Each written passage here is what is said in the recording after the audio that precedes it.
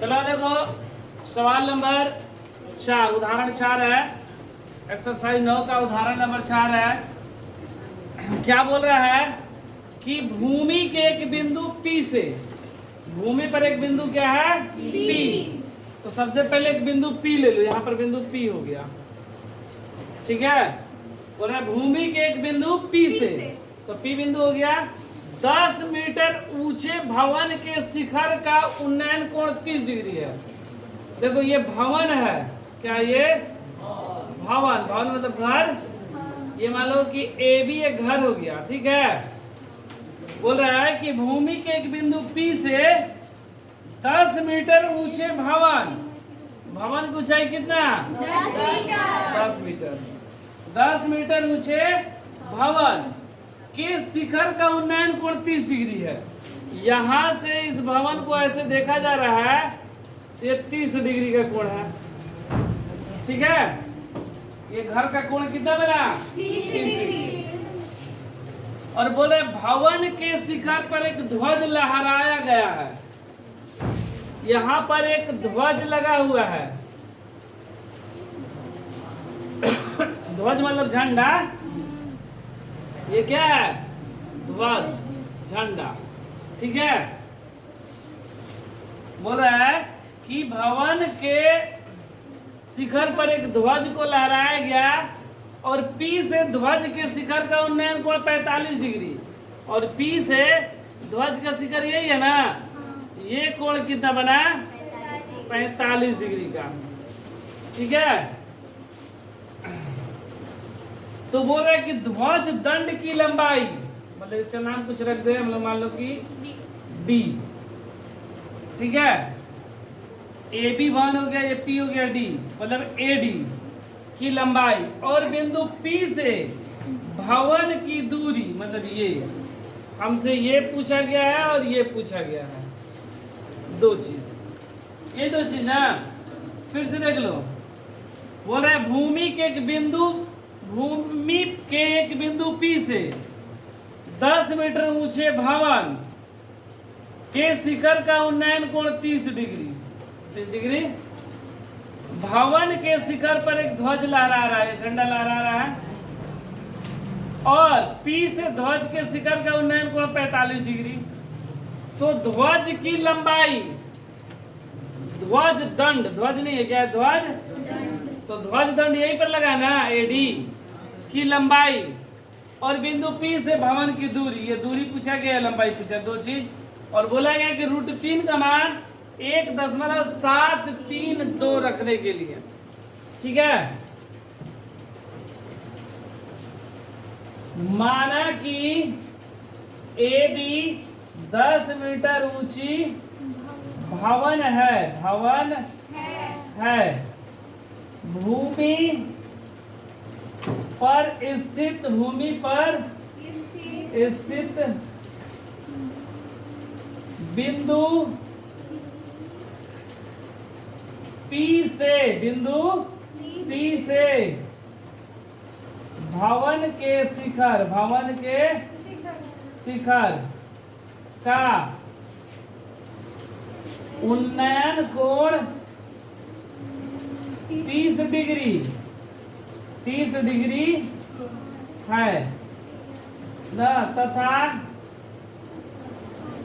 भवन पर AD ध्वज स्थित है, ध्वज स्थित है। ध्वज के शिखर, ध्वज के शिखर पर बना कोण 45 डिग्री है, यही ना है, ठीक है।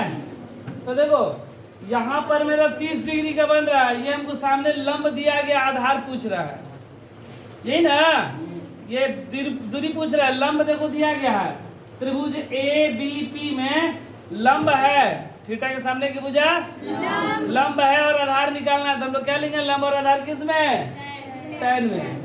तो त्रिभुज ABP में tan 30 डिग्री बराबर लंब कितना ए बी और बटा में पी बी। tan 30 का मान कितना 1/√3।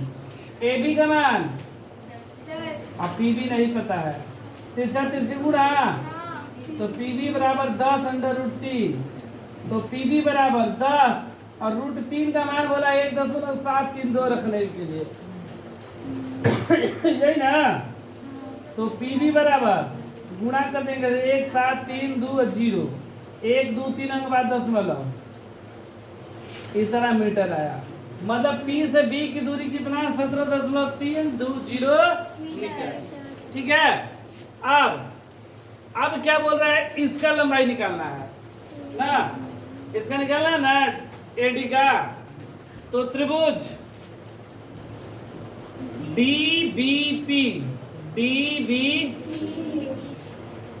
DBP में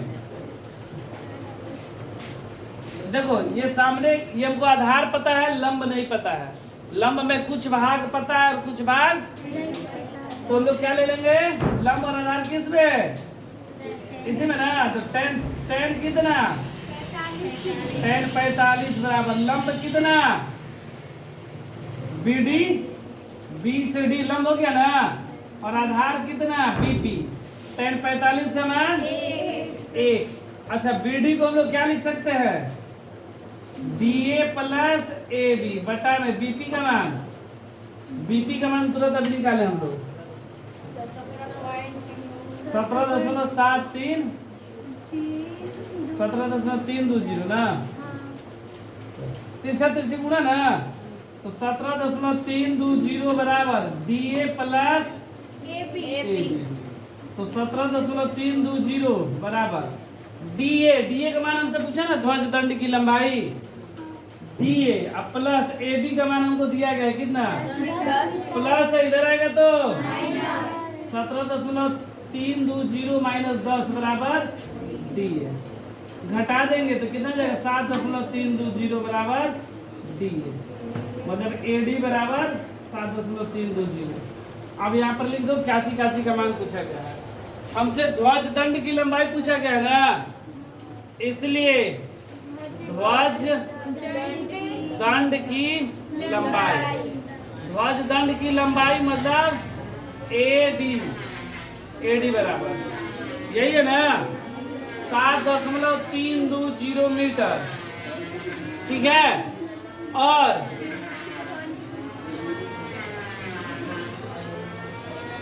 भवन से P की दूरी 17.320 मीटर। ये क्या हुआ है सर?